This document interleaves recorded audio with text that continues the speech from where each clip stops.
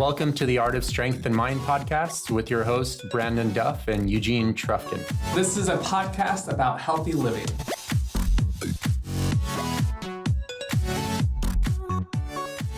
All right, so Seth, thanks for being a guest on our show. Been a while since I've seen you. Can you kind of tell the audience a little bit about yourself? Sure. I'm first and foremost a personal trainer, and I'm also a fitness expert, and now I'm an author. Oh, wow. What book did you write? I wrote a book called Sheena's Slim Down, and it's off of one of my clients. She's on the show Vanderpump Rules, and it's kind of a how-to guide on how we did her physical transformation. So like a case study. Well, I wish it was a case study. It was more along the lines of the specific plan that we went through, everything from the exercises to the nutrition to the mental tricks that we used to help slim her down in 90 days. Oh, wow. That's pretty quick. Why her versus a male, or why did you go with that client versus anyone else? Well, I think I got the biggest response from her and the most amount of demand in terms of people saying, how did you do this? And when are you going to write an ebook about this? You know, an ebook never came to my mind at all. And then also with her transformation was the most significant I would say I saw, and the quickest out of almost any of my clients. And so, of course, the same format has worked well with all of my clients, but I felt everything from the demand to her results that's why I felt it would be perfect. I guess let's touch like part by part. Like what are kind of like the step-by-step processes you guys went through? Like what happened first when she came in to see you? Like how did you guys iron out what needed to be done? Like what kind of details needed to be attended to? It's a great question. So in the beginning of the book, it's a chapter called Tacos and Beer, which is she hired me through her publicist, not because she necessarily wanted to, but she gained a certain amount of weight, and then she was in a wedding in like a crop top on the show, and she got all sorts of flack, for the way she looked. And she wanted to change also because she wasn't feeling great. She was eating a lot of processed food, drinking a lot of beer. So when we sat down, she was like, I don't want to not eat tacos. I'm going to continue to drink beer. And she had this whole like laundry list of demands. And one of the things that we had talked about is she listed her reservations in training, and I heard her reservations. And then we talked about, well, what are we going to do to stop the bleeding? What can we do to start seeing some results without having to go all the way in? And one of the things I said is you can keep the tacos, but we've got to take away the beer, because beer is one of those things that makes people gain weight a lot, and wine. And so we started with the mental stuff and negotiating and compromising in the beginning. And then we went into things like setting expectations and attitude adjustment. And then we went into exercise, and then we went into food. Wow.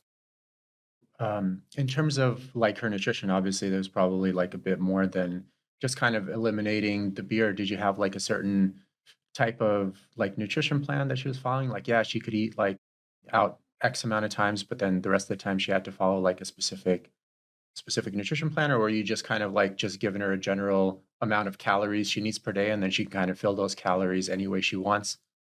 So I don't do any sort of counting calories or macros or weighing or any of that. I don't think that it doesn't seem to me that it's very helpful for people. So I have a more holistic approach, which is you eat certain foods. And so I do a carb cycle meal plan for all of my clients. And so we put her on a carb cycle. I've tried all of the different diets out there. I've been, diet and exercising since I was 15. So I'm 37 now, and I'm obsessed with this.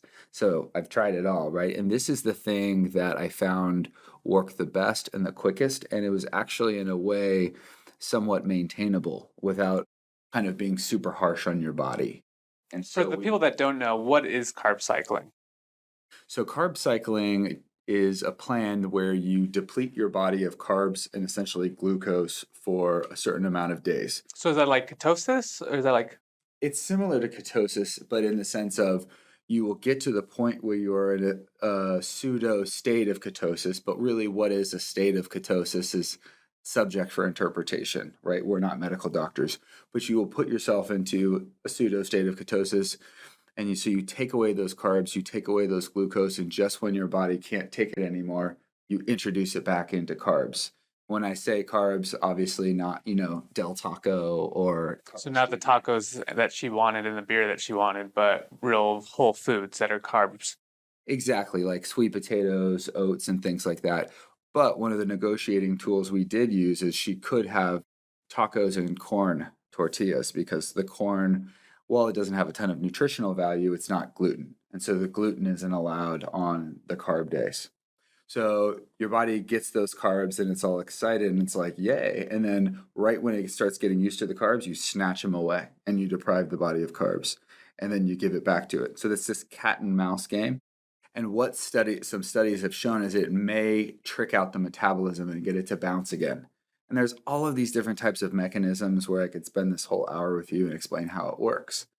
But for a lot of people, especially in Hollywood, West Hollywood, where I live, most people could like be personal trainers. They're so experienced in fitness. But the problem isn't that they're eating like trash or not exercising, is that they're plateauing because their metabolism is just getting used to the same thing. So you could, and I know that you guys know these people, you guys are fitness experts too. These people that eat nothing but, chicken and salad all day long, they may not gain, but they may not lose. And so this gets the body guessing again. We don't have to really worry about that much when we're under 30 and stuff like that because our body naturally does that. So with this carb cycling, it's perfect for people like around her age range that needed that bounce. So that was the longer version to your question. Yeah, I also noticed with like a lot of clients, like if they're kind of new to fitness or they haven't been doing anything for 10 years and they just want to kind of like get active again and lose like 20 or 30 pounds, all you need to do really is kind of maintain like a slight caloric deficit consistently, and the client will definitely see results all the time. If you're dealing with someone a lot more experienced that's been working out for like 15, like 20 years and they kind of reach this plateau, then it becomes like a lot more tricky and you have to kind of like change your nutrition around a lot, change your workouts around a lot, don't stay with like the same exact like rep range, volume range and stuff of that sort. So, yeah, I mean for anyone that's kind of looking to get in shape, I mean if you're like brand new to it, just concentrate on the very very basics, like sleeping well, just having that consistent caloric deficit, like average weekly caloric deficit. Try to, although it's not the biggest impact on your health, try to kind of source those calories from like an organic source. And that's really kind of like do that consistently enough and you'll see like amazing results.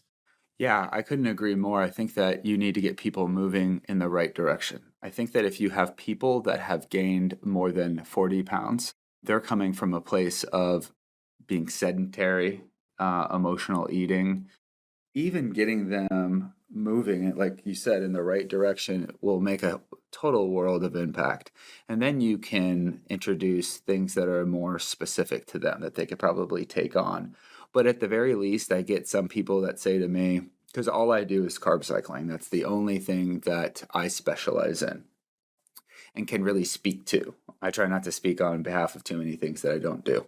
But what I will say to people is, okay, if you feel like that might be too much for you or you're not willing to commit to that, I can appreciate your honesty. Try completely eliminating sugar and gluten from your diet and see what happens. It is virtually impossible for you not to get any results from doing just that.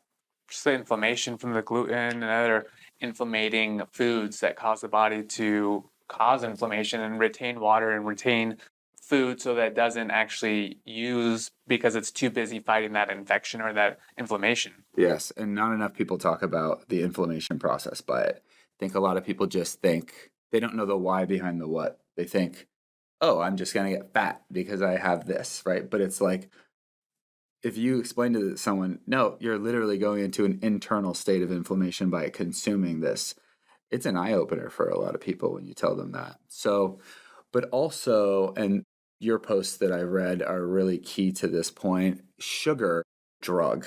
And so these foods can actually cause a psychological addiction to crave processed foods beyond their control. And so it's going to keep stacking on weight upon weight in this very vicious cycle that's very hard to break. Yeah. What kind of workouts did you do? Did you do with Shayna? Okay, so we started initially working on form. So she really did not work out. She came to me, she was one of those rare people in LA that came to me with very little exercise experience. I mean, she did sports in high school and cheerleading and all that. And, she occasionally go to the gym with her friends, but she was one of those girls that had the luxury of, looking good, even into her early 30s. And mind you, when I found her, she wasn't overweight. You'd be like, oh, that chick is hot. But it was not where she wanted to be.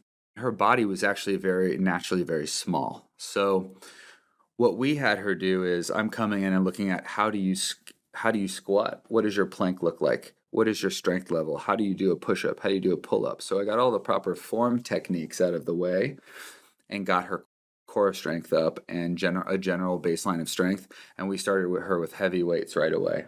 Heavy weights on legs, upper body, core work, and just stacked on lean muscle to just really eat up that fat. And then after we really started getting into the zone where she was really leaning out, then we started sculpting with lighter weights, bands, cables, body weight, that kind of stuff. Were there like any injuries you guys had to work around, or? Occasionally she would have shoulder stuff, but that was it. She was one of the, the way with all the people I've trained over the years, that sounds to me like such a little thing, There's so many injuries, right? So no, not too many, except for the shoulder stuff. And what ways, you mentioned you had some kind of like mental training tactics you did with your clients. What would be like some of those? It's changed over the years, and it's definitely like one of the biggest parts of my training. I set expectations right away. I let them know that I am not here as a vending machine for you to work out. I'm part of a transformational process solely. And I want to get you in and get you out and get you working out on your own. And I want to light that fire under you. And so then I explain to them kind of like the outlay of what our sessions are going to look like. And then we put together the meal plan. I have them get out a picture of the person they love the most. And I make them swear on that person that they will do the meal plan. That's awesome. Yeah. I like that. So I think I approach fitness early, like, oh, I'm the Oprah of fitness and I'll meet you right where you're at, and it's like, after getting kind of beat up for a few years, you're like, this is maybe not really what people need. And I think a lot of people need to be shook and woken up. Don't you agree? I mean, a lot of people aren't coming to you to tell them what they want to hear. And so one of the mental tricks is I will be very direct with people. And they like that and they appreciate that. And I just kind of get them in a state of gratitude. Well, what do you do? Kind of like, it's very typical to see a lot of this in clients. Like, what do you do when a person is just kind of like not compliant with like one of the most important things, which is like a nutrition program for losing weight? I put them on notice and then I won't renew them.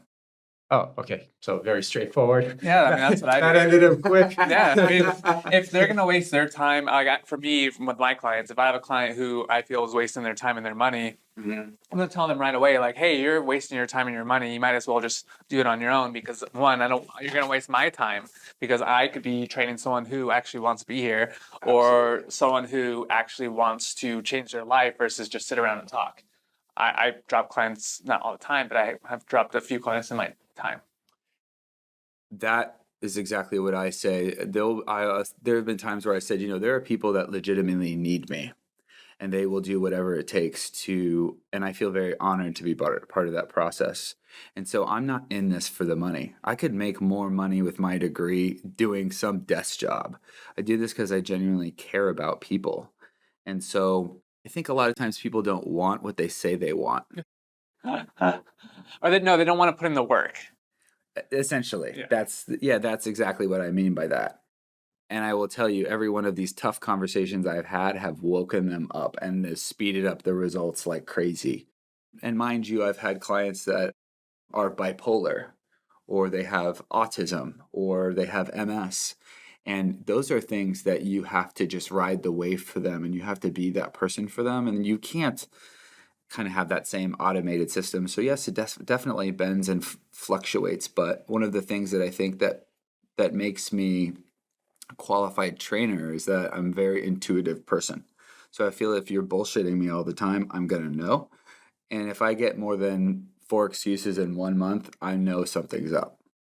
I don't even care how valid your excuses seem, Yeah, it's that empathy. I think a lot of us are very empathetic and we can feel that emotion that people are putting out there. Just for me, anyways, I can talk about myself, but I can tell if someone's bullshitting me or they're going in and half-assed or anything like that, because I can feel just their energy is not there, or two, I can just feel their heart's not in it. So that's the time where I just cut them loose and say, if this is not working for you, let's find something that is going to work for you. Exactly. And sometimes I say to people, I'm not for everybody. I am absolutely not the trainer for everybody. There are certain people I won't get them the results they're looking for. Maybe I don't specialize in what, the type of body goal that they have, or our personalities don't click, or, maybe our schedules don't click. And so sometimes I say, maybe you need to check out another opinion, or try something new or try something else. I'm not for everybody. Yeah, it happens all the time. I mean, it's personal training. You kind of have to match personalities with the person you're working with. Yeah. Yeah, and I feel like sometimes if they are having that consistency problem and they're saying like it is important, but their actions are saying something else, it might be important to really like reevaluate and talk to them about their core values. Like for me, I have some of my clients basically seeing an emotional coach that's called like Jator Pierre. And I think his website is wehlc.com, but I could be wrong. That might be someone else's website, but the guy's name is Jator Pierre.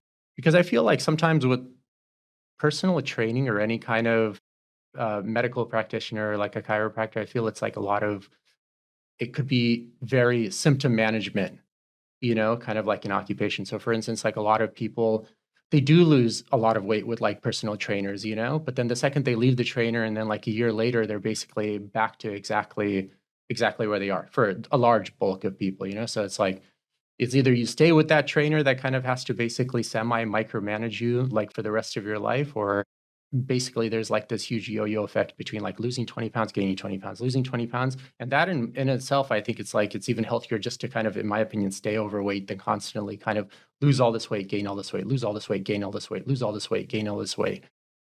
It's true. That's very hard on your body and can increase your mortality rate.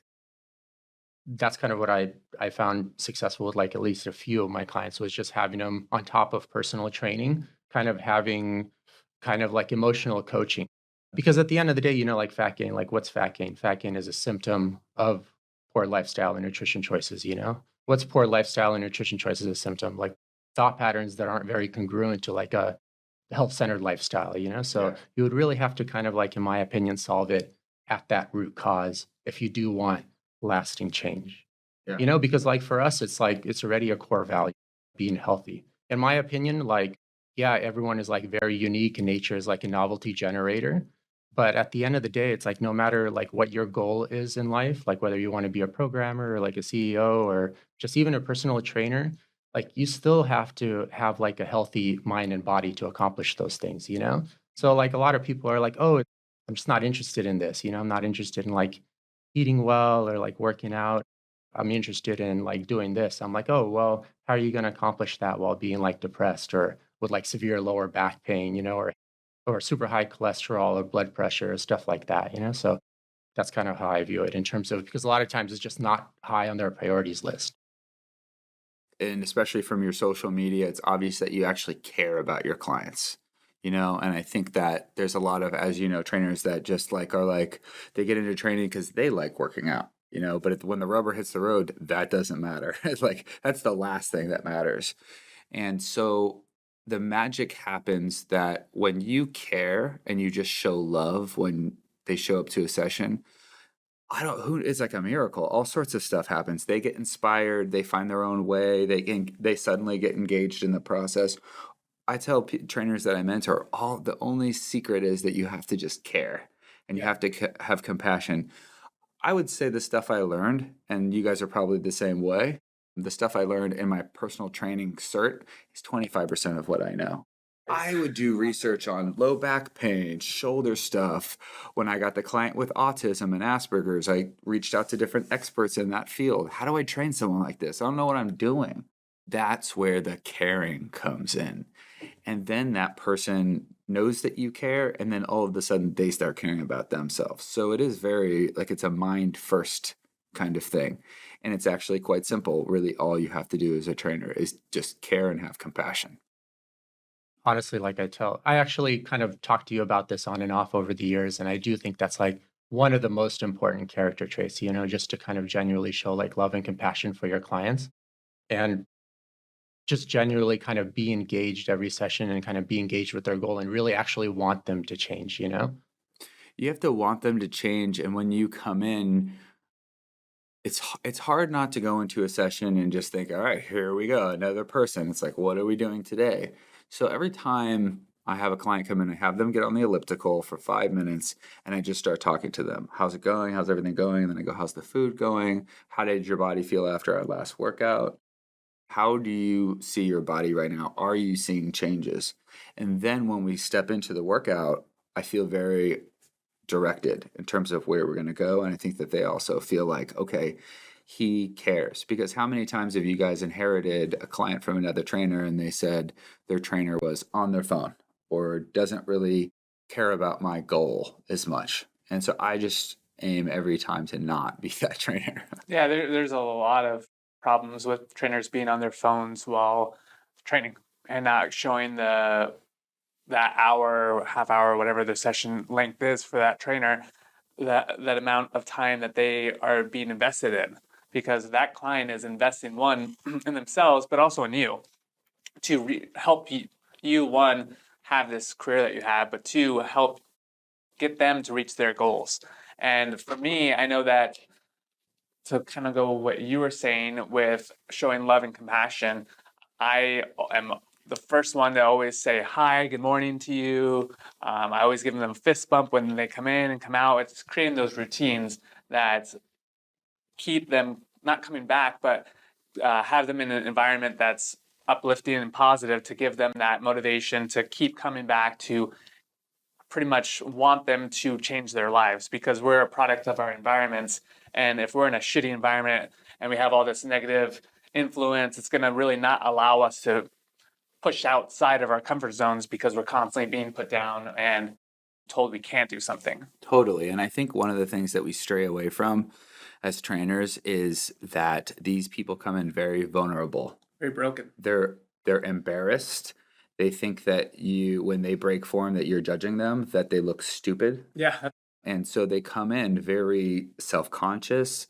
And of course, we don't see them like that. We care. We just want to see the results. So it's important to make them feel welcome and heard and things like that. Otherwise, it can just end up being a very discouraging experience for them. And then you wonder why they don't renew. It's because you never took the time to make them feel valued.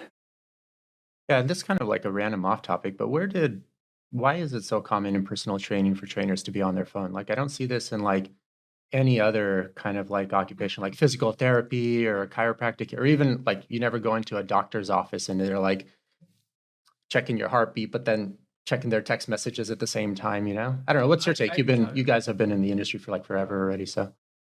I don't know. The only thing is, I think there's a number of factors. First, I think personal trainers, for what they do, are underpaid. I think that there is something that can become tedious about personal training if you're not conscious of it. People don't know that we are watching at sometimes one limb on a body move over and over and over again in a hypnotic state.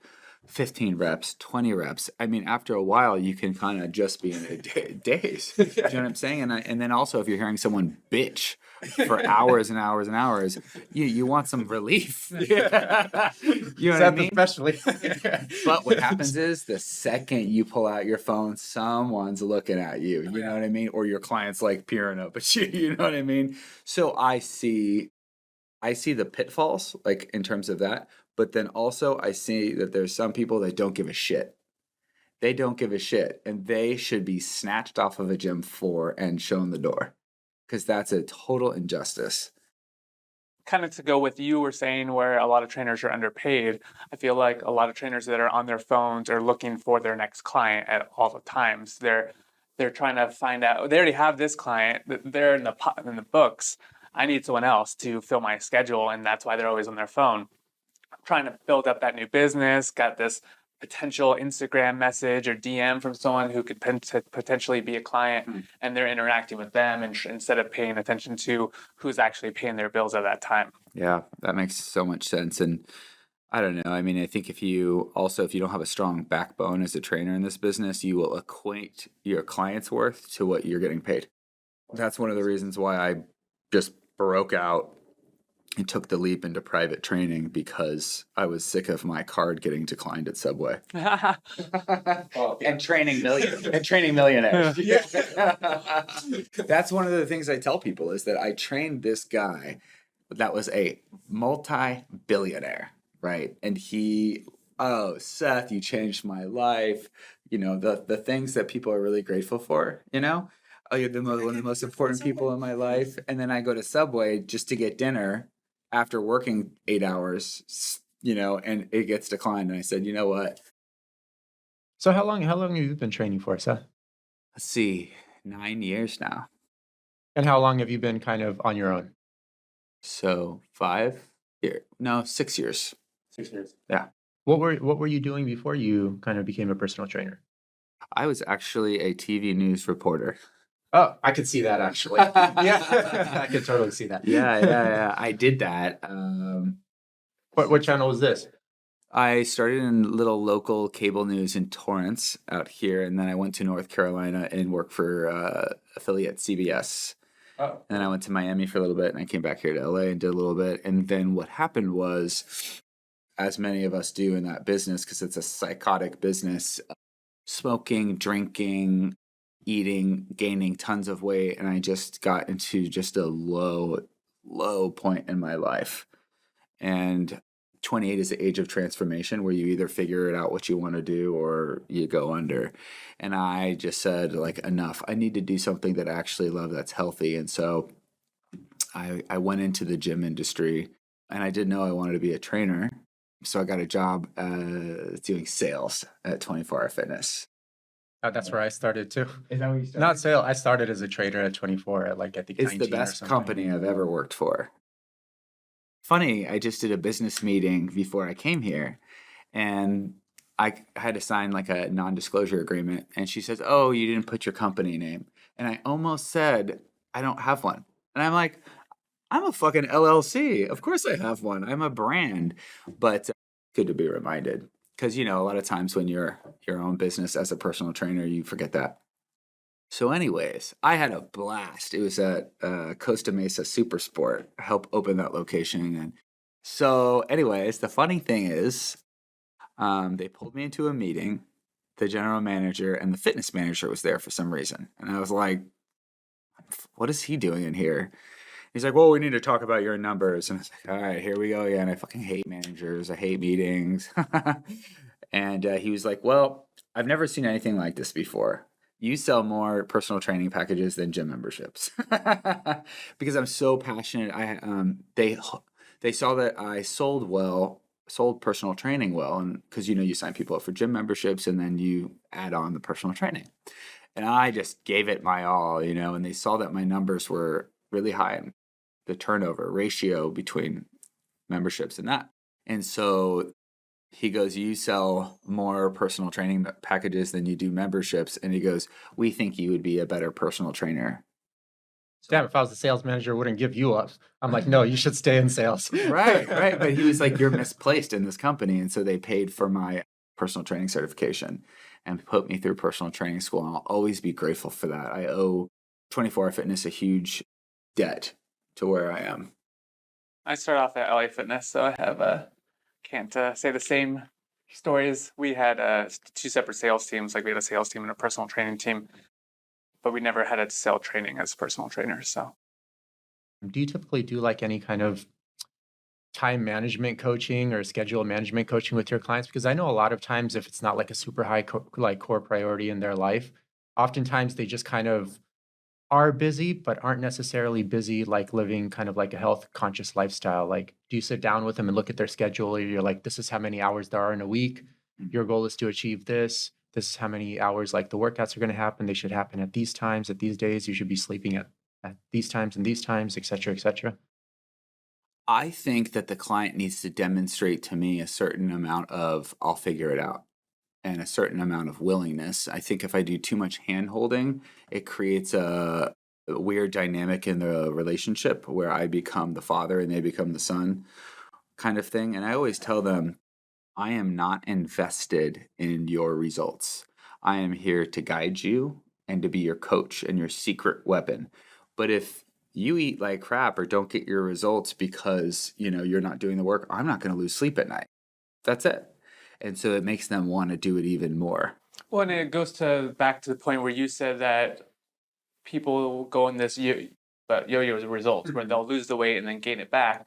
If you're constantly hand holding, they don't actually learn how to do the exercise themselves or the workouts themselves or the meal planning or nutrition, and then that's why they bounce back and forth. Versus if you actually teach them and they learn on their own, they start developing those habits and actually keep that weight off for the long term. Yeah, and I kind of heard this example from, I think, forget who, like, I think it was Chator Pierre from like the Czech Institute, but basically kind of when uh like a caterpillar kind of goes into a cocoon and then kind of tries to transform into a butterfly. Like they found like if it's kind of getting stuck with kind of breaking out, the butterfly is getting stuck with breaking out of the cocoon. If they kind of cut the cocoon and kind of help the butterfly, it wouldn't be able to fly. Yes. But the act of actually breaking out of that cocoon kind of builds the strength in its wings to be able to fly on its own. It actually took me a I'm while. stealing that. Yeah. I'm going to write that down on my phone. Yeah, and actually, as a trainer, it took me a long time to kind of like accept, like, okay, like I told this person everything I can, like they just have to take the action themselves instead of me kind of micromanaging them and then setting up systems of micromanagement to maybe like, yeah, they'll achieve results with me, for instance, and they would have an impressive before and after like 90-day picture. But then like right when they leave, they're always like, boom, 6 months later, they're back to exactly where they started. Right. And I train some pretty influential and powerful people, right? These people are super smart and are driven more than me. And I'm a very driven person. And I say to them, this is a matter of grocery shopping, putting this food in your mouth and showing up to these sessions. You are able to get to be the CEO of this multi-million-dollar company. I don't want to hear your shit. And they love it. They're like, oh, you're Someone's speaking back to me finally. It's true. And I say to them, do you realize a 7th grader could do this, right? So this is nothing but excuses. If you can do this, you surely can do this. But the thing that I was thinking about the last few days is what we're not talking about is people are addicted to food. They're in a sugar crisis. It's harder than it seems. These people are hooked to sugar. Their cortisol levels are through the roof because of the stress of their job. So they're like going on a cortisol cycle and they're addicted to sugar. So it is actually harder than it seems. And so a lot of times with these people, I say, you need to address what's really going on. You're procrastinating, but procrastination isn't really out of laziness. It's out of fear. And that what you need to address, whatever fears or whatever stuff is going on in your life, I can't tackle that animal. I can simply point you in the right direction. But I didn't want to forget to say is that, yes, you do give them very direct or very specific structure, right? So when you're not with me, here's my suggestion on what to do on your own, on general terms. Do legs tomorrow and do total body the next day. Make sure to get your interval sprints in and fast on Monday, if that is what they so choose to do. So you're not letting them flap in the wind without you and just keeping it all to yourself in a secret. You give them guidelines, but how they do that is really up to them. How's your diet? Do you believe in kind of like eating all organic, or are you mostly just like whatever, as long as it's at the supermarket, doesn't matter if it's like factory farmed or? I'm 100% organic, and I have been for a really long time. And I use organic soap, organic moisturizer. The only thing I don't use is organic deodorant because it just doesn't work. Yeah, I kind of like hit and miss with the deodorants too. Although I use this crystal clear one, I don't know the name of it. It's for some reason been working like the last 2 years, but then in the past it didn't work. So I don't know, maybe my hormonal balance changed or something. Yeah, I just can't seem to find anything. Then I don't drink organic coffee. I wish I could. But other than that, yeah, everything's organic. And then I follow my own meal plan, my own carb cycle. What's your take on kind of like EMF? Are you kind of worried about that? Do you try not to carry your phone on you, or?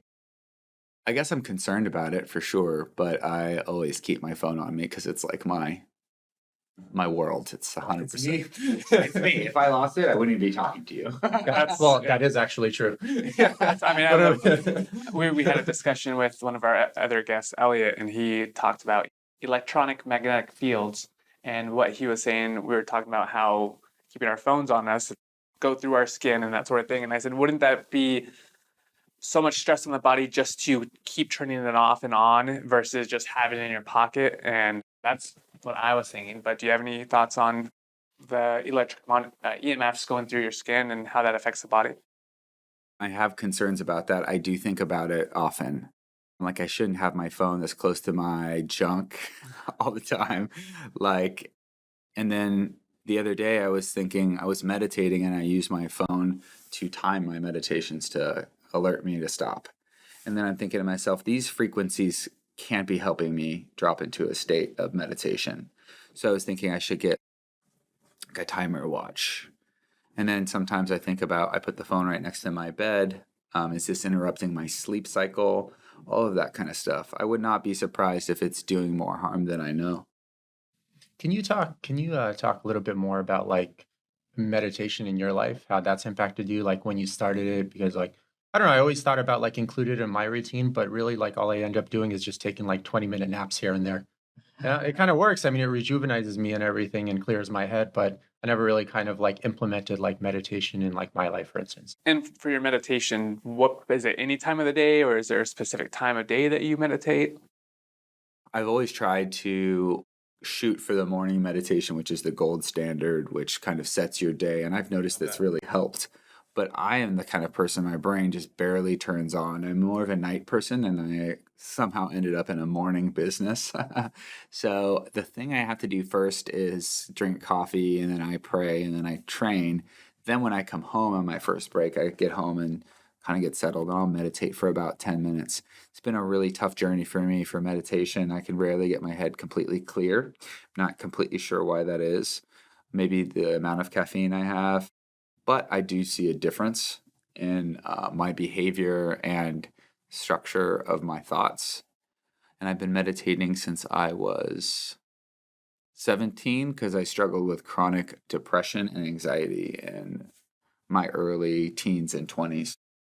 What do you do to not burn out as a personal trainer? Because I know there's a lot of energy that goes into really genuinely helping clients, client after client. You have like 100% energy at first, and the next client, it's like 90%, et cetera, et cetera. So it's kind of like, I feel easy on a lot of health fields to actually become unhealthy.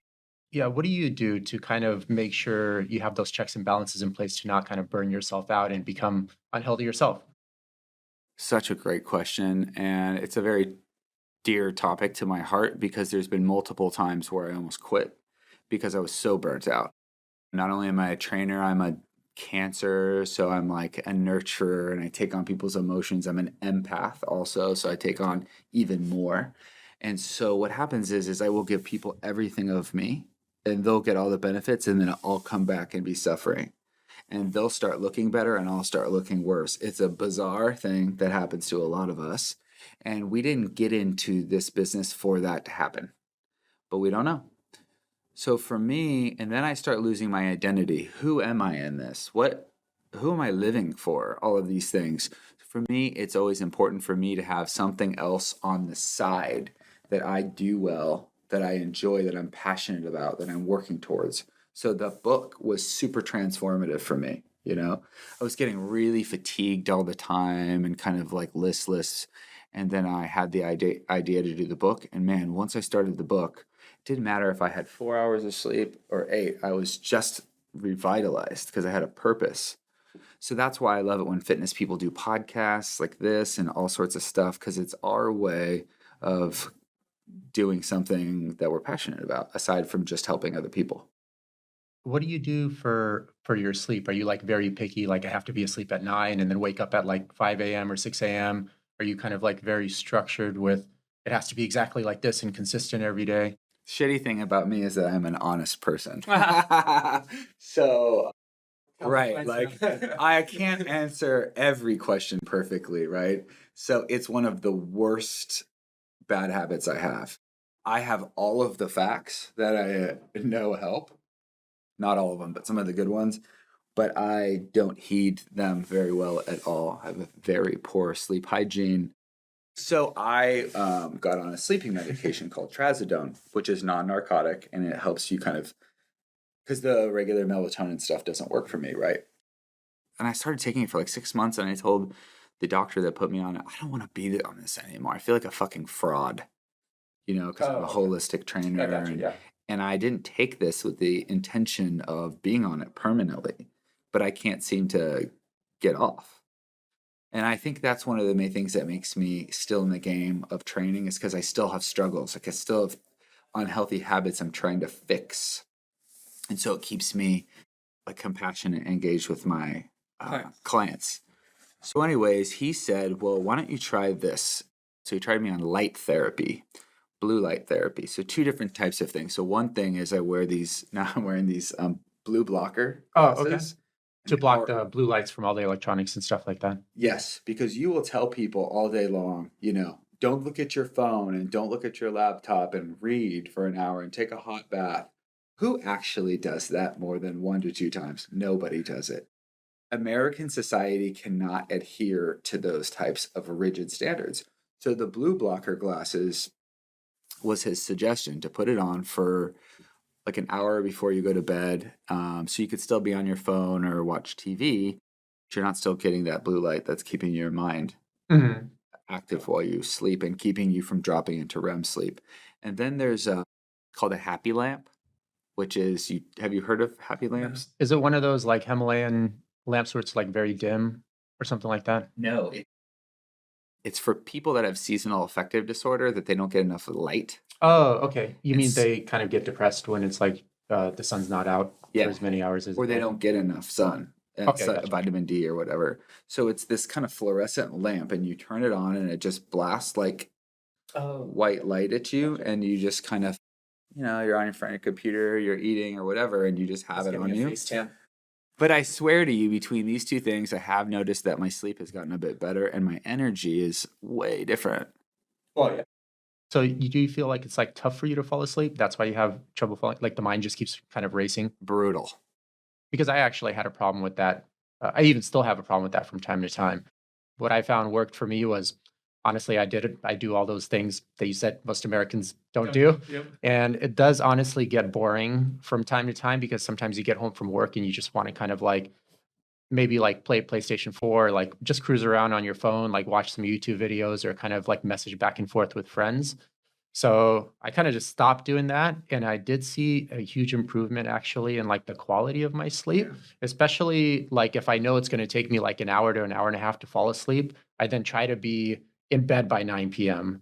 and then kind of read a book under like the Edison lights, those like really old, like from 1912, they're like very, very dim and like orange. They're not even like bright fluorescent. So I try to read like a book under that for like an hour and then like I go to sleep. But the downside is it does get kind of boring. Totally. And I wish I could do that. If I could wave a magic wand, whatever. My ex, it was funny. I used to say, you need to make sure I'm in bed by 9:30. That is your only job. And then I'd be like, oh, yeah, just after this show. Don't worry, I got this. It's like 9:30 a.m. already. I'm very rigid for me. Like, it's 8:30, 9, I'm in bed, I'm going to bed. Like, I have to be up super early. I wake up at 3, typically, or 4. And that's harsh. Yeah, I'm so jealous of those people, Those people have such productive days when 3 is... I'm going to bed at 3. But people that get up, around 5, 3 is great, but that early, they're the top earners. They get the most done. And I've always wished I could accomplish that. So maybe after this podcast, Well, it's just for me, I remember my first client back in the day, he wanted us to train at 8 a.m. And I was like, 8 a.m.? Are you kidding me? That's early. Like, I'm not going to be here at 8. And then it became 7, and then it became 6, and then it became 5. And, it's just 1 hour each time. You get used to it, just building habits. Actually, it's funny because recently I noticed that I would get a lot more done. And recently I had my I don't train my 5 a.m. He's a remote client now. And so no, my 4 a.m. Sorry. So now I've been waking up later and I've noticed that I haven't got as much work done. So I'm actually now starting to wake myself up again at 3 a.m. to get a little bit of work done in the morning. It's wild. So, kind of going back to kind of personal training as a profession, and in terms of like you mentioned, like personal trainers don't get paid enough for the amount of value they add. In Western countries, especially like in America, a lot of like people relate health and wellness with just like doctor visits and medication. What's your take on that and kind of like the shortcoming of that, of that kind of Absolutely. mentality? I think personal trainers save lives, and I think that obesity is an epidemic in America, and more people die from obesity related diseases than we know, right? No, very rarely do you hear on a death certificate died of obesity. You're hearing heart attack, cardiovascular disease. You're hearing about offshoots of cancers like kidney cancer, adrenal cancer, all of these things from eating processed foods, possible side effects. Okay. Doctors that are being paid hundreds of thousands of dollars, millions, who knows, right? They serve a purpose, right? Obviously, we wouldn't be here if they weren't. But most of the time, it is what is the problem and what is the medication to fix that problem? What is the problem and what is the surgery to fix that problem?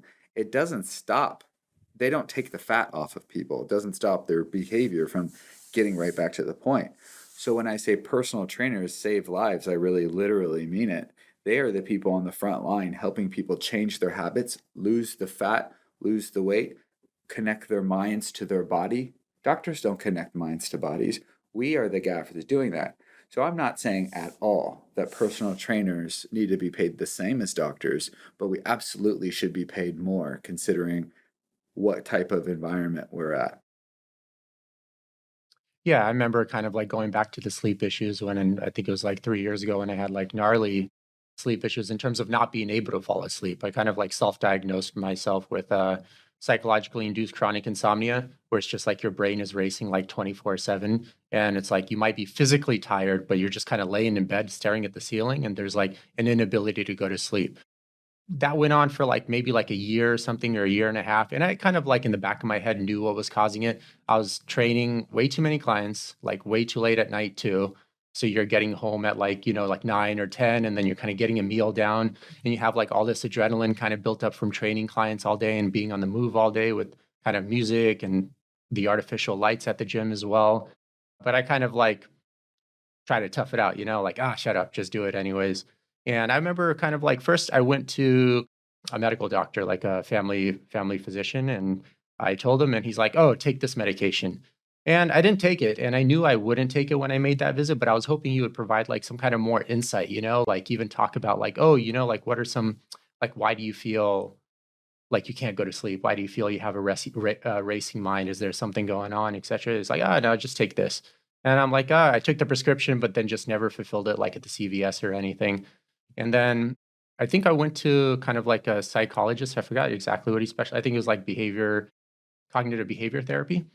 And that worked pretty well. I don't think I had like the best matchup with that psychologist, but it definitely worked way better than what the medical doctor had in mind for me in terms of just taking the medication and not addressing any of the issues. Because just like we mentioned with fat gain, like sleep problems are a symptom of some kind of like root cause that's causing. So you got to solve it at the root cause, in my opinion, to really have lasting change. You could take medication and do stuff of this sort, but it'll provide probably short-term results at best. So you'll feel better for a little bit, but then like 5 months later, you probably need a higher dose of that medication. And since you never solved the root cause, for me, it was like just working too late at night and working with way too many clients. And then also kind of like you kind of losing that novelty in the job, So Like totally. And I have to tell you upfront, my mom died of obesity. She ate herself to death. See, she didn't care. She's a very traditional Italian woman, and she's like, I'll go when I go. I love food. I'm going to eat and whatever. So it's fine by her. But for me, I saw that all of these different things that happened to her were a result of her being obese, right? And so she had the fortunate experience of some really wonderful doctors that literally said to her, "You need to lose weight." They were like, this is the symptom. So yeah, they gave her the corresponding medications, but they were very real with her that so many of these things can be fixed through losing weight. Well, like you were saying with the medication is I feel that medication only just covers up the symptoms and the inflammation and all the toxicity that's going inside the body just manifests within the body still and not actually fixes anything. All it does is just covers it up and then it gets worse and worse within the body and that's how you get cancers and all these other lifestyle diseases. So yeah, I mean, going back to the sleep pathology, not to keep it focused on me, but if it helps anyone, like basically for me, all I had to do is just cut my hours back, eliminate like any like activities that would cause your mind to race, like at night, like maybe getting in an argument with something or doing something stressful. Also, one of the biggest things I actually found to help me with my sleep is just include time to be a kid again in life. Because a lot of times I just got into these cycles of like working, working, working, working, working. Even although like I enjoyed the work, it's still kind of like work related and never having like any of this downtime. So I feel like that played a role in kind of increasing this underlying anxiety or these racing thoughts, which led to like many years down the line and me having like sleeping issues. So Totally. yeah, like for me, it was just playing PS4 for like a couple of hours a week. And in the beginning, I felt guilty about doing it because I'm like, oh, I'm not getting as much work done. But in reality, actually looking back, I'm able to still be as productive because with the time I do have remaining, I'm actually able to attend to it a lot more because I'm not in this constant state of like chronic fatigue. Chronic fatigue, I feel like, is an actual thing for a lot of trainers, that we get depleted and we get so tired from the crazy schedule, the empathic nature of it. And then a lot of us are doing side stuff for our brand, whether it's an app and mobile training, or it's a book, or, different types of fitness ventures. We have this thing where there'll be times where I talk to so many other trainers, they're like, dude, I'm fucking tired. I am dragging. It's a thing. We get run down. I'm going to start a trainer support group one of these days. Yeah, on Facebook first. I think it's more of an entrepreneurship too. Like a lot of us that are trainers that are successful have that drive to continuously build our brand and continuously build our self-image and build our business up. And the people that typically don't are lazy and they don't have that drive that we do. And we're having fun with it, but we also need to realize that we aren't superhuman, so we need to take breaks and rest. I think that I always need to be busy to have a purpose. I feel like I always need to be busy to be doing the right thing. Like if I don't have something to work on, I'm going to be poor or something. It's like weird. Yeah, I it's totally a have thing that. with me. I am overly ambitious, but then sometimes what happens is things like love will pass me by, friendships will pass me by, experiences to be invited to places and stuff. So that's something that I've been conscious of and aware of in trying to find that balance. So how do you manage your work schedule now? Like how many days a week are you working? Do you tend not to work late at night? So I work 6 days a week. I've always worked 6 days a week.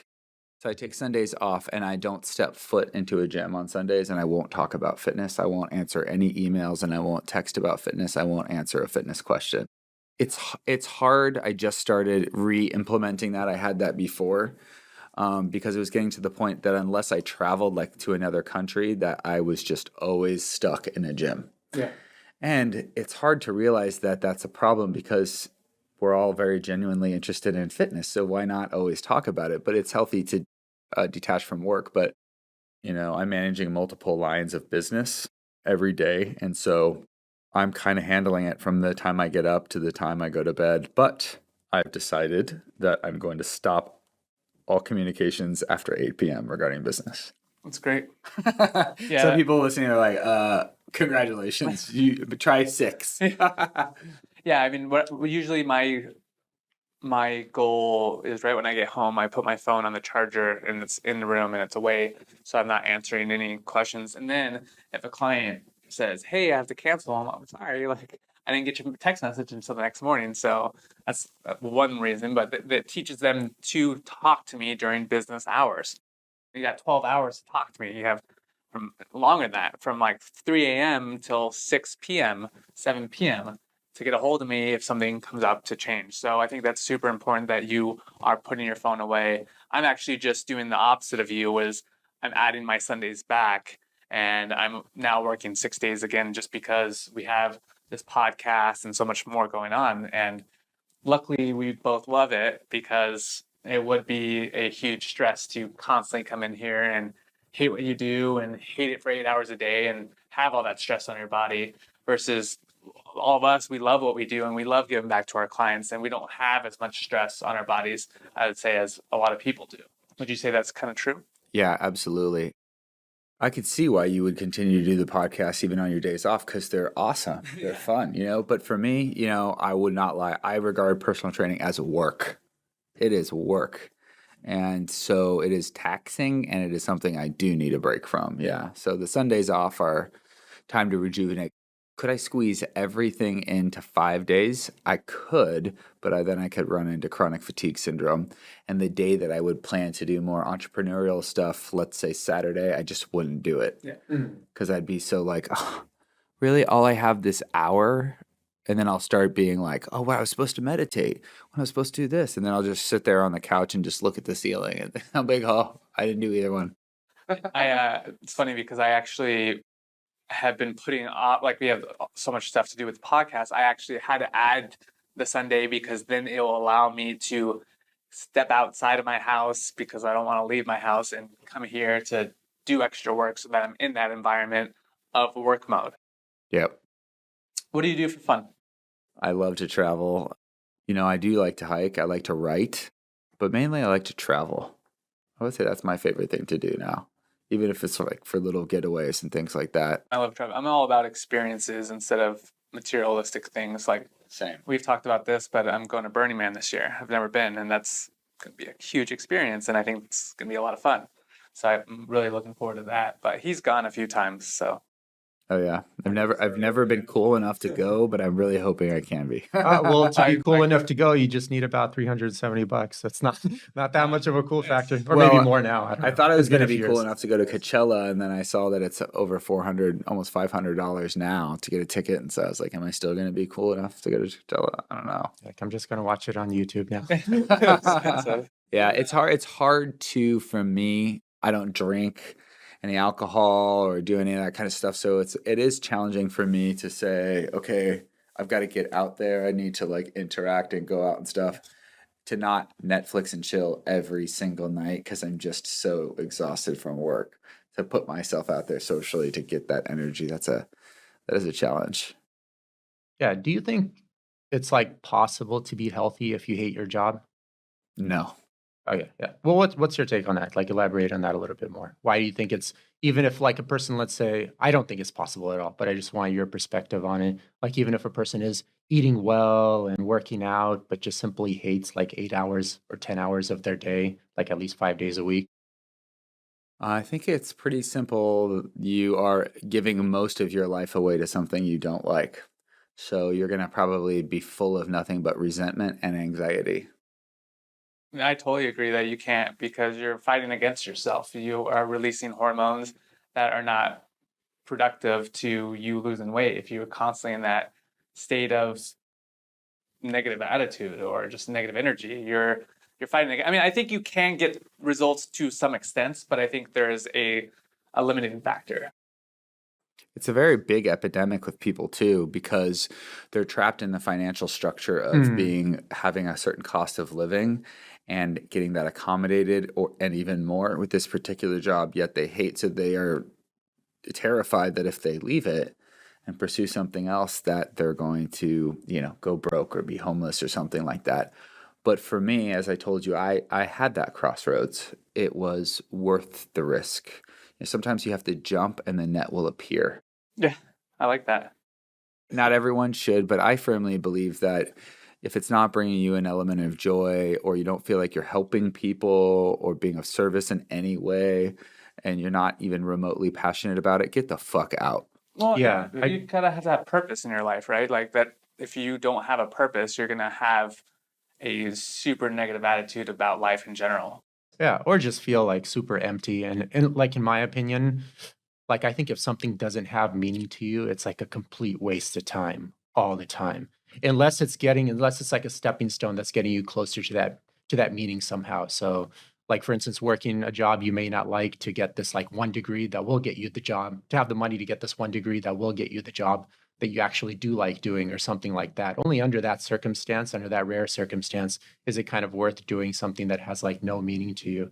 Yeah, but outside of that, I'm kind of like, I think like about 2 years ago, I became like more aware of how important it is to do just things that actually mean something to you. You know, maybe even if they don't mean anything to anyone else, it doesn't matter. Just as long as it's like actually genuinely meaning. Yes. I learned through this experience with the book that I absolutely am built to have to work on something I have a passion for at all times, or I will decay, I will wither. So, in order for me to can stay as a successful personal trainer, I need to be doing something on the side fitness related that's going to continue to invigorate and inspire my personal training to keep it fresh. That I'm not saying everyone's designed like that, but I am. I know what makes me tick by now. Yeah. And so, for example, something like a podcast or something where you're able to really elaborate on your gifts as a trainer is such a great thing. What are some favorite books of yours outside of your own book? Yeah. Obviously. That's the my number book, one. Sheena's Slim Down on Yes. Amazon and on my website, bodybybrownie.com. And we'll link it in the description too for anyone that's interested in I seeing it. actually read my book one time after I published it, and I'm like, I'm done. I don't need to read this thing again. Yeah, it's called The Magic by Rhonda Byrne. Okay, that sounds actually really familiar. It's a book all on gratitude. It's a 30-day workbook about how to increase your gratitude in your life. She was one of the co-authors of The Secret. Oh, okay, yeah. And so it's about how gratitude can absolutely transform your life. And so remember how I told you that one time I was, training this dude and I card declined at Subway and I was like just kind of new to LA as a trainer. I was in the midst of reading that book. And right around that time, my whole career exploded and changed, and all of these opportunities started flooding towards me. And I feel like a lot of it had to do, I put myself in an immense state of gratitude 24/7, and I magically attracted all of these things to me. I had no idea, So this book, I think, is one of the most powerful books I've ever read. I like books that yield results, and I like self-help books. Yeah, I don't know if you guys ever read, I forgot actually who the author was. This was a long time ago, but like The Law of Attraction or Laws of Attraction. Maybe it's like plural, I don't know. But it's kind of weird. Like sometimes when you think about like something you want and you generally want it, it just like randomly appears. I don't know if that's just coincidental or if you just pay attention to the times it does happen and the times it doesn't happen. But I just noticed with myself, like sometimes like, oh, I wish I had a client at this hour. And then like 2 weeks later, someone contacts you. They're like, oh, I need this training time at this hour. I don't know if you guys experience that with yourself or. All the time. I'm super synchronistic in my life. Yesterday, I was looking at my friend's Instagram and I thought to myself, he's like the most positive and upbeat guy, and it's natural. Like some people are like, I'm so grateful. And I'm like, I know you're pushing it, dude. I don't need You're really antidepressant gratefulness. Yeah. This guy genuinely in all of his posts talks about how grateful he is for his friends and what a great weekend he had, and you could just tell it's really authentic. And no matter what kind of shitty mood I may be in, every time I see his profile I smile, and I just have developed this admiration for him as an individual. And I was like looking at his thing, and I said, I should send him a message and tell him how I feel about him, because not often do we do that. So I sent him a message and I said, hey, how's it going? And then he goes, hey, I was literally just talking about you. Him and I only see each other out occasionally or send each other messages on Instagram once every 4 months. He was talking about me the second I was thinking about all of these things, and he had no idea why I came into his mind. And I think that is a good example of law of attraction. There's no odds with something like that. The power of positive thinking is very powerful. It's super powerful. We were just talking about this on another podcast, but I was thinking the other day of how I haven't seen this particular client in a while, probably in over a year. And I was like, well, I wonder where she's been. She hasn't been with this one trainer for so long. I wonder what happened. And then probably an hour or two later, she comes in through the door, and I'm like, how the F does that even happen? Yeah, totally. And I also think personal trainers that have been in the game for a few years have a magical quality about them. They become like more spiritually evolved. Most don't know that. And so we have an ability to really intuitively connect with people. We can pick up on things strangely I or think it's track things. I think it's the clients or the trainers that have been in for so long is because they have that particular skill. I don't think it's the one everyone has it. I think it's the people that last long, like Yes. us, that have already had that skill implanted in us, and that's how we've developed our business so well. Yes. Yeah. It's a cool thing. But you don't really realize it that much until you sit around with other trainers and talk like this. What's your guys' take on kind of like social media in Hate society? it. Because I know the thing is, well, a lot of health practitioners say they hate it and say kind of, I think there's like a study that's released by Stanford recently. I forgot for what it measured. I think it was like Facebook usage, and they showed like if you deleted Facebook, like your level of depression goes down and your Oh, by level a of lot, anxiety yeah. goes down. But what's your guys' take on that since we kind of covered staying connected on social media? Like personally, I stopped using Instagram. I still have my account on there, but I stopped using it altogether. I kind of yeah, well, I don't I don't see those tags, but I'm even trying to kind of like debating whether to erase like Facebook, but then again, it's kind of so tied to your business and keeping in touch with especially if you travel, it's easy to keep in touch with people on that you meet in other countries or other states through there. It's kind of like always like If I didn't have to be on it for my business, I wouldn't be on it. I think it's a very toxic environment. Like I said, I'm a huge believer in environments and energies. And if you're scrolling through your social media feed and you see a negative comment, you're going to pick up on that. And that's going to be replayed in your head. And that's going to cause some kind of spike in your hormone levels or whatever. And then you have a happy thing or something that's fluffy, and then that's another spike. And you have these constant spikes of up and down. And I think that's very toxic to the body. Also, I think just the people on there have picked up so much toxicity from each other that it's going to just spew in the rest of the world.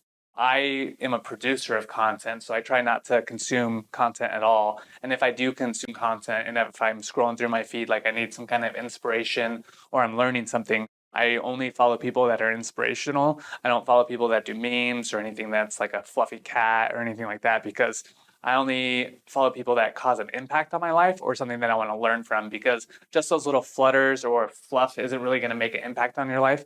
It's those big impacts that people like Gary Vee or influencers that are telling you, be happy and enjoy life and not worry about what other people think of you or your self-esteem, because you shouldn't dictate your self-esteem based on what other people think. That's what self-esteem is. It's what we think about ourselves. And if we're dictating and letting other people dictate how we should feel about ourselves, that's very dangerous. I like the part where you said you're a producer of content, but you don't necessarily look at a lot of it too. And I am a producer of some content, and I do look at content that I wish I didn't. This is a tricky question for me. I did an interview about this recently, and I kind of had to rethink my answer. My answer has kind of changed over the years. So I'm actually one of the original fitness influencers. So I started doing fitness stuff on Facebook when there was no Instagram, and fitness videos, and people weren't doing them at all. Like the video feature had just come out, and I would be in like the grocery store just doing stuff, and people loved it. And then I co-founded a boot camp, and we started taking pictures or taking, group pictures of everybody in class, and we would tag everybody, and it went viral by the algorithm and the tags, and it put us on the map. And so I literally built my career off of social media. I literally am where I am sitting because of social media. Now, today, I have a very different view on it because it's taken a turn, especially with Instagram. It's taken a turn. Me and a lot of people I know, we could go on social media. We look good. We've got a good job. We've got cool friends and travel, and you got it all together. And then you go on for about 30 seconds. And after 30 seconds, you come out fat, broke, and unlovable that quickly, because it's a land of comparisons now. And it's a land of make believe. And there's just something very triggering about it. So in many ways, I say, I wish it could just go away. I wish it would go away. But then I also thought, what's the real portion too? It's a double-edged sword. The other side is I keep in touch with family members. I find people that I haven't found since high school. I hear about very important events that I need to be aware of. I mean, there are so many positive functions about social media. I can see client transformations posted and get really inspired for myself.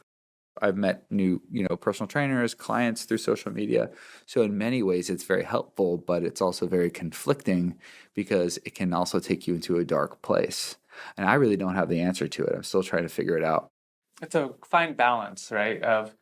I think people should, if, like I said, if you have something where you need to be on it, make sure you're getting rid of those negative energies, those energy feeders that aren't putting any value out there. So find people that put value out there, because if you're not putting out value, you're not really worth anything.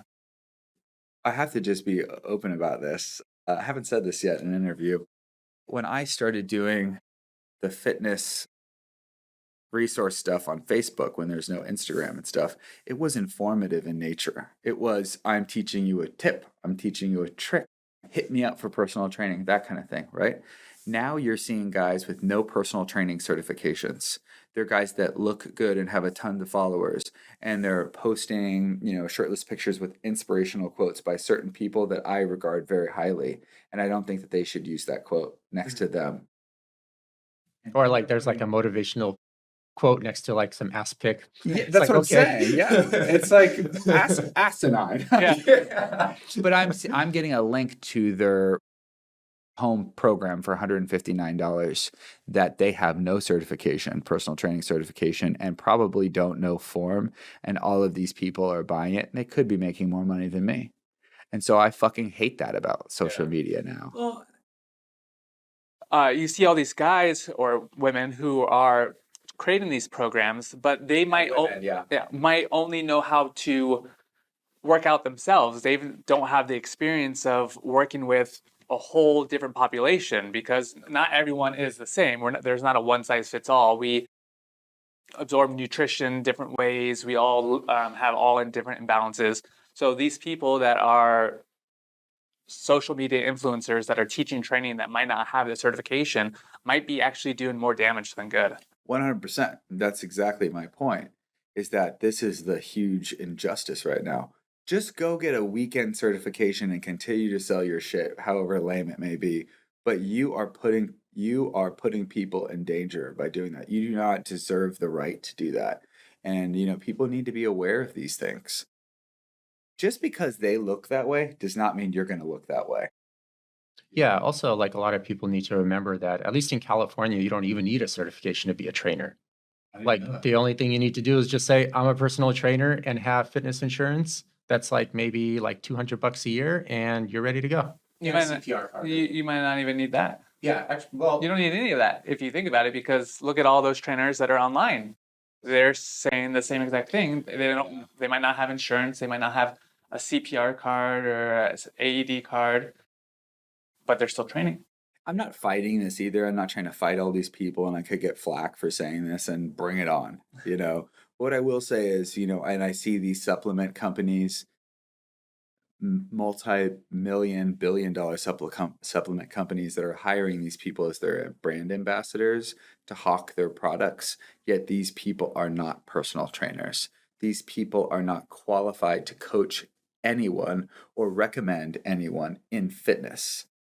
They can only speak for themselves, these people. And if someone's just speaking for themselves, I'm like, okay, this is what you take, fine.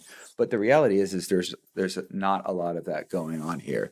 And I really worked my ass off to get where I am. I clawed and scratched my way to where I'm at now. And so to see this happen is a little bit like one of the reasons why I don't feel the same way about social media. If you look at just men's physiques in the last 40 years, if you look at, we have pictures on our that wall of excellence, and you can tell just by the people's shapes and body frames. Today's standards of what beauty is nowhere near what it was 40 years ago. It is exponentially more, distorted than it was 40 years ago. There's better lighting. There's better filters. Better Photoshop, Adobe, Better Adobe Photoshop, better Adobe Gains. better ass. There's better surgeons. Again, this is one of the things that are frustrating.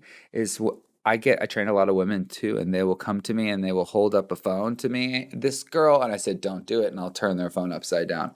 I don't want to see the other Insta chicks that you look like. Exactly. What do you want to look Exactly. like? And all the women I have trained are so beautiful and amazing. And they're like, I get it. Thank you for telling me that. No one has been kind of upset about that. And if they're really insistent that they want me to see this chick, I'll look at it or whatever. But it's the worst thing for me to do, even to compare my body to another guy's body. I follow a handful of fitness people because not only do I like the way they look, but I really like the exercises that they do. And I get new ideas from them and I'm inspired by them. But it's in an educational thing. Like, what's your take on do steroids like actually hold the fitness industry back at this point? Because I know that in one way it kind of actually built the fitness industry, because like basically in like 1960 or 1970, that's like all who was promoting like the Hollywood movies and what got like the gym workouts or the gym lifestyle like very popular, like Arnold and all his friends that were in movies. But now I feel like it's kind of holding it back, you know? Like In what what's your regards? guys holding it back in the sense that it kind of like taints the industry. Like they think like then anyone that's kind of like in really good shape is also like on steroids, stuff of that sort. Like it's definitely not accepted in like professional athletics, you know, like obviously a lot of professional athletes use steroids, but the second they definitely conclusively are found out that they use steroids, all the sponsors kick them out right away. So clearly the brand sponsors like Nike or all these other clothing sponsors, they don't want to kind of associate with that, you know what I mean? But yet they kind of like under the table accept that. I think we've come a long way for the better in steroids. I think that there's so much more regulations. There's so much more of an emphasis on holistic training, proper supplementation, proper foods. There's a lot of influencers and experts out there saying you don't need it, do this, versus it back in antiquity where it was just all steroids. So I think we're headed in a great direction. I think I know there's a lot of Hollywood actors that are on HGH for their roles for specific action movies, and it is what it is. I don't think we'll ever see anything like that go away, but I think that we're headed in the right direction. I mean, I personally won't train anyone on steroids. It's just not safe, and it's not fair for either one of us. I want to see what I did, not the drugs. Yeah, and that's kind of going back also to a lot of these social media trainers that you're talking about with their programs. Oftentimes they are using like a huge laundry list of drugs, you know, that basically with that much drugs, it's like your understanding of nutrition and training doesn't have to be too great, you know, just kind of consistent enough and your body will like change a lot, you know? So a lot of times people buy their programs thinking those programs are what achieved that kind of physique or those results, but really it's the huge like laundry list of really high doses of drugs. And there are great channels on YouTube. I don't know too many of them, but like Kenny KO and like Vegan Gains that kind of call out a lot of these personalities that, for instance, they claim all natural, but the guy's like 55. It looks like Arnold when he was like 25, you know? The tragedy is I know there are several vegan bodybuilders that are actually taking steroids, which Yeah, is there's bananas. yeah, there's a lot of people that are pro-vegan as well. They're like, oh, look, they put a post on their Facebook like, see, you can gain all this muscle without eating meat too. I'm like, yeah, but you can't gain that without using any trend, you know? Yeah, exactly. I Yeah. think the point is that I'm not going to ever try to take away anyone's stuff. I'm not going to try to change anyone's plan. I say, before you take your cycle, before you get the surgery or the implant or the injection or whatever that is, first, try to exhaust all your resources on your workouts and nutrition. And if you're not happy at the very end of that and you feel like there's nothing more you can do with me, go do whatever you want, but give me a shot and then go from there. Yeah, like exactly. Make sure all your bases are covered. You know, make sure you're sleeping well, eating well. You understand nutrition, you know, or hire like someone that does understand nutrition really well. Make sure you at least understand like how to work out properly and how to be in tune with your body. You know, like should I be working out a lot this week or like a little bit less and give it more rest? You know, have a good environment around you. That's going to play like a huge role in like enhancing your results. And on top of that, like even if you decide to use like steroids, it's only going to make them work that much better if all those things are in place anyways, and you already have mastered that. And that usually takes like quite a few years to master. I'm still trying to master that stuff, and I've been lifting weights for already like, I don't know, like at least like 10 years. Even I've been lifting weights with my dad since I was like 5, but like very seriously. Wow. Very serious. Yeah, Damn. not much to show for it. You were a bodybuilder at 5. Yeah, bro. not too great lifting 2.5s at that age, but every journey starts with the first step, you know? And I mean, a lot of those issues can just be checked through blood test. I mean, if you just go get your blood test, and you could have your hormones be out of whack, and then that's something that you could go into, like hormonal therapy, where you don't actually need to get, I mean, obviously hormonal therapy requires testosterone injections or some kind of topical cream, but you don't need to go to the lengths of going into a full cycle. You're just now bringing your levels up to the levels that your body's made to be at. So that's a very important point, and it's a very hot topic right now. I am absolutely all for testosterone injections if you have low T. That's why God creates these things. God created modern medicine. So if you have low T and your doctor says it can help you with your goal and your sleep and your mood and all these things, take it. And I applaud your results. I think when it gets to illegal steroids bought off the street that make you swell up like a balloon and predispose you highly to cancer and things like that, that's where it falls to a different thing. You know, HGH is a whole nother topic where I don't necessarily think HGH is a bad thing. I think that it's very beneficial on a lot of levels and it's very helpful. I don't take it. My clients don't take it, but there's some promising research out of there. So it's a layered topic, but I know that for me, I don't advocate hardcore steroids. And I think that it's also an emotional topic too with guys no one talks about. No one talks about the why behind the what. Why do guys take steroids? I don't think it's all about people being lazy. I think it's guys don't believe in themselves. They don't believe in their abilities. They don't think they know how to lift. They don't think that they'll ever be able to look the way that they want to look. And so it's a self-esteem thing. It's a thing of, I can't ever do this, so I'm going to do this. Or my friends are doing this, and so I want to look at them. And I think maybe if someone taught you how to properly perform hypertrophy, that you could get to that goal or get close to it. So I think that there's an emotional factor to it.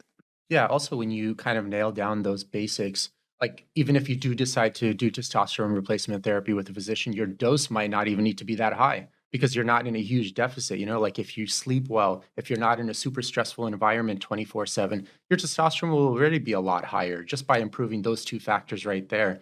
Than if you try to eat like a good diet and actually like weight lift on a consistent basis, that'll raise it a bit more. So even if you do decide to do like TRT with a physician, then it's like the dose you would have to take wouldn't be even that great, you know? And what I there's mean? some physicians that are criminal and should be fired because they will take the testosterone to whatever level their client wants, their patient wants to get on to get them to their physical goal. And that is malpractice. It's happening rampantly. I hear about it all the time. I think the best idea is to get the testosterone replacement therapy to the point where it is at a normal range. Then you do the things on your own to increase your natural testosterone, such as doing a lot of legs, certain foods that trigger hormonal responses, and a number of other things. And combined, you can actually get your testosterone elevated. But, you know, America is a quick fix country. Yeah, and I think that's mainly because once again, like health and wellness isn't their core priority, you know? It's usually like job first, and then whatever time I have left, then I attend to all the other stuff. Which usually kind of like takes family, takes some time, and then basically when there's no time left for the average person. I think like the average person in America works 8 hours a day, 6 days a week. You know, like actually you probably work those hours too, but you might have like a better system where being kind of like healthy in general might be a higher priority for you, you know, like having that mental and Yeah, I physical can't health. work 8 hours a day. It'll ruin me because 1 hour is almost the equivalent of 3 for me because of my empathic nature. So I'll work probably 5 hours in the gym, and then the other 2 hours, there may be 1.5, 2 hours of like administrative and marketing and PR and all that stuff. Maybe it does equate to 8 hours. Well, actually, like I kind of distribute it that way as well. So Yeah. I kind of like basically just work like 3.5 days a week. But then the days in between, I would work on things like like I also finished like a second book and then like marketing and just doing a lot of research and education, taking courses. Like continued education is like a huge part for me. So yeah, I mean, I guess I work quite a bit too, but I kind of like balance it out. It's not just like a one-track mind, like I'm just doing this one thing for 60 hours a week. And I run into the hard part of when I'm not like working with a client. I sometimes say, I don't want to meditate. I don't want to fucking meal prep. I don't want to do social media. I want to lay on the couch and I want to watch Netflix. I want to completely tune out and I don't want to focus on anything. I'm exhausted and I'm tired of all of this. There's a lot of times that happens and none of us talk about it. That none of us are really going home and going straight to meditate and putting ourselves to bed right on time. As fitness people, we may say that we do that, but we probably only do it 50% of the time. The other 50% of the time, we are eating bonbons or chilling out because it's exhausting. I think that's really important to have that downtime. I learned that the hard way through burning out as well. And kind of like I told you, I kind of like specify a certain amount of hours during the week just to have me time, where it's just like playing video games or maybe just taking a nap or something like that. It doesn't matter if it adds to my productivity in my book. It just makes me feel way better. Yeah. And it took me a long time to realize how simple that is to do and how much of a positive impact that has on your life. Because I've had times where my clients have been like, you've been really mean lately. And I've been like, well, you don't have to work with me. You know what I mean? And I've had years where clients have said like, we're going to pitch in and send you on a vacation. You know what I mean? So it's like, I can get grindy, man. I can get so grindy and so like that, I think that there's more to life than that. Well, I mean, it just goes to show the whole meaning of life. I mean, if you look at work, we're working to make income, to use that income to buy things that make us happy. We're working out to make us look good, to make us feel happy. So doing those things that downtime is what is the meaning of life, is to be happy, right? So you guys taking that downtime is just the meaning of life, I think. Yeah. And like you said, and I share this in common with you, I think life is about experiences and not material goods. Yeah. So that's why I'm a big fan of like taking trips and spending all my money on a trip, coming back with like $100 in my pocket. Something like that you'll never forget, The $100 for the trip. What's that? The $100 for the trip. Yeah. You said something like that you'll never forget. And I was like, oh, the $100 for the trip, Oh, yeah. Both. Yeah. I mean, initially I would come back and be like, oh, how am I going to pull this off? Yeah. I'm curious what you guys think about the phenomenon when personal trainers that go into the business as like fitness gods, body wise, and they kind of evolve to gaining weight, looking kind of out of shape and all of that. It happens. And so what do you guys think causes that? And what are the ways to avoid that? There are a couple things. Like first, when you turn your passion into your sole income, it could become stressful. If it was a hobby at first and you had some other job going on and you had some money coming in for that and you're just doing it on Saturday and Sunday, it's like, you can have fun with it and you're not dependent on it. But now you're kind of dependent on it and it could become stressful. That's one. And two, it's like you're spending all day in the gym and kind of the last thing you want to do is spend your free time in the gym, which I found easy to avoid if I just worked out in a different gym. That's what I do. So that kind of works well. I just also I work out first thing in the morning. That way you get it in for sure. It doesn't matter what happens the rest of your day. And also it helps me mentally focus on my workout because nothing has happened in the day yet. So nothing can kind of cloud your focus in the gym, like if you work out midday or at night. But then again, some people are good at tuning it in and out. For me, I wasn't the best at it. So I just work out first thing in the morning because there's nothing that's happened and I could just solely focus on my workout. Mm-hmm. Having workout plans that are even like 4 weeks or 4 months long, something you're kind of like striving 4 months from now, like 1 week from now, some kind of lift you're trying to improve, these like small, like medium and long-term milestones, just kind of having like a goal and objective. But I think it just goes back to burning out, just like why anyone gains weight anywhere. Like you see people get out of college and they're very enthusiastic about, like 99% of them are super enthusiastic the first 2 years at work. But then after that, it quickly plummets, and people start not either liking what they do but not liking the projects the company's giving them or not liking the manager they're working with. There's so many variables, Yeah. And I feel like one of the biggest mistakes people make is with anything you do, I feel you're going to always like it for the first few years in most cases. Right. And then like what most people make a mistake of is when they kind of like that job, they start like buying like a bunch of stuff. And then they have all these bills coming in. And then when that like 8-year or 10-year mark comes in and they're kind of like, oh, I don't know if this is me. I don't know if I should switch my job. They really can't switch at that point because they're kind of stuck with all these bills coming in. And if they do switch, they're going to be probably starting as a newbie in some field and definitely not making anywhere they're making, because they're probably like upper management level by the 10-year mark. And they're definitely not going to be making that income from the get-go. And most people, they don't have that entrepreneurial spirit. So they can't just like start working for themselves and making like a lot of money right off the bat too, or making any money at all. It's just not for everyone. So I feel like that's one of the biggest variables. They just get stuck and they can't go, especially if they have like kids. That's the real nail in the coffin, the kiss of death. Time management, I think, is one. Just not putting in the time. And I think they're surrounded by it for year after year.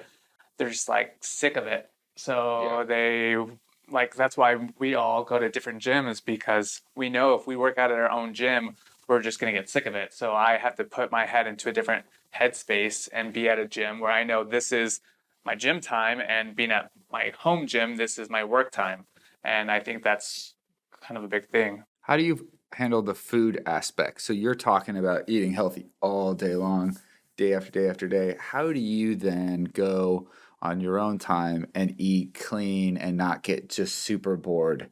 Because there's this whole thing where we get, I don't know if I call it self-destructive or whatever, but we want to do almost the opposite of what we do all day long because it almost feels like an extension of work. How do you handle that with food? So for me, I think that one, that we're all fit, so it's easy to maintain.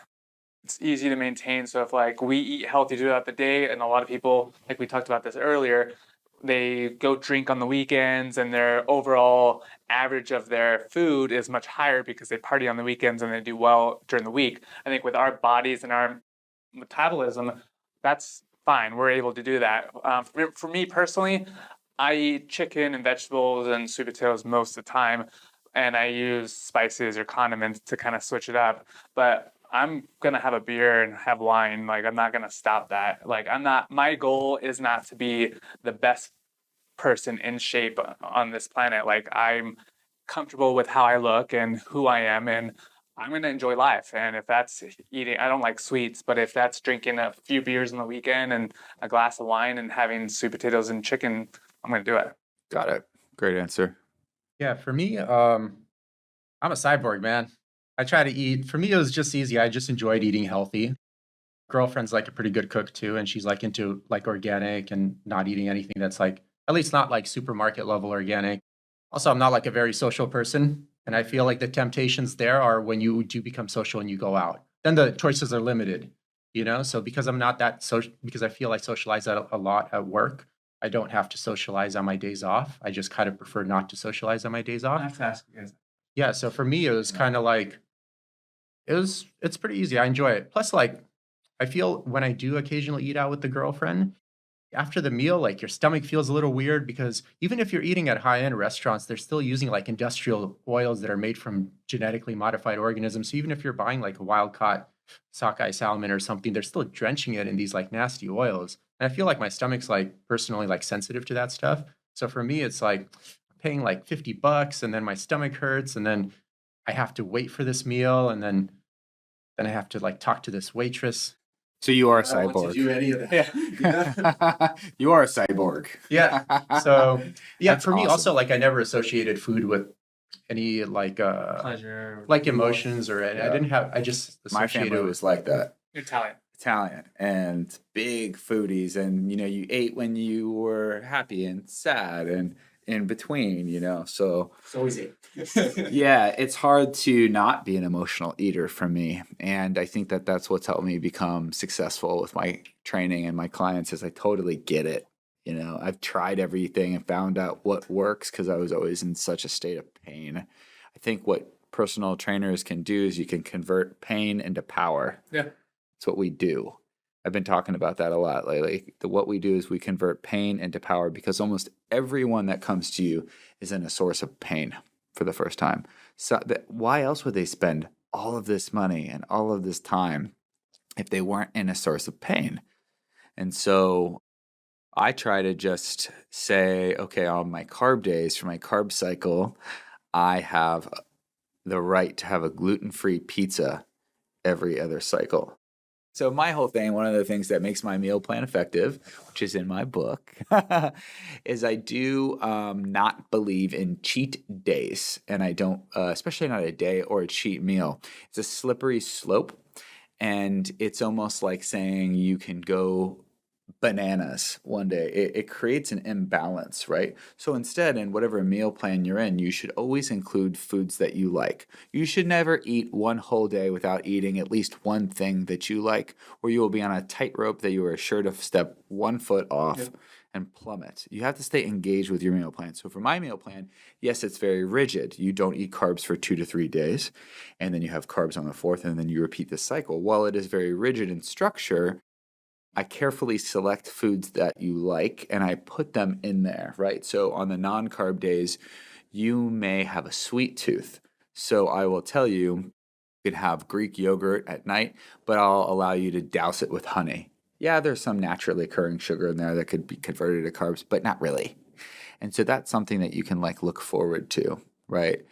And then for me on the carb days, I'll have a gluten-free pizza. And then on the second carb cycle, I'll have chicken tacos with a corn tortilla and blue corn chips and salsa. So you mean like real life, like how people really eat? Yeah. So you find foods that mimic what you like and then you put it in your plan. And so I've been able to do this and the results I'm getting from my meal plans are unfucking believable. Right. And I'm not just saying this because I'm selling it. I really mean it. I am blown away at how well this is working for people all over the world, especially my one-on-one clients. And so for me, that is what helps keep me engaged and not blow up. But there are times that even on that, I don't know what will happen to me. I may have trained too hard in the gym that whole week, and I will go ravenous. I will eat gluten and carbs and sugar for 2 days straight. I will go on a total spree. And I'll be like Dr. Jekyll. Yeah, must have had a lot of deadlifts on that workout. Yeah, or it's something that happened. And so I'm okay with that. I'm saying, okay, this is once every 3 months. It comes out of nowhere. I'm back on the saddle and I just keep going. But it's not an everyday thing. But I can tell when those do happen, sometimes the next day I am craving the carbs and sugar again. And I know it's that drug response. So you've talked about your book that so many people could look about fitness and nutrition. Where can people get this book? You said on Amazon, but what about your website? I think you mentioned it earlier, but go ahead and tell us the website again. Sure. My website is bodybybrowning.com. Browning? Yeah, BROWNING. Okay. And they can buy it on there, and they can also buy it on Amazon as well. Perfect. And is that the best place for people to reach you? Do you have a social media account that you prefer? Yeah, they can reach me on bodybybrowning.com or they can hit me up on Instagram at Sethinator. Sethinator. Yeah, SETHENATOR. Perfect. Cool. Well, thanks for being a guest on our podcast. It was great to see you again. Thanks for having me. This is awesome. I really appreciate it. If you like our content and you want to have more of it, send us an email. It'll be in the show notes and tell us what you want to hear about. If you want the most recent updates from us and you enjoyed this show, please subscribe.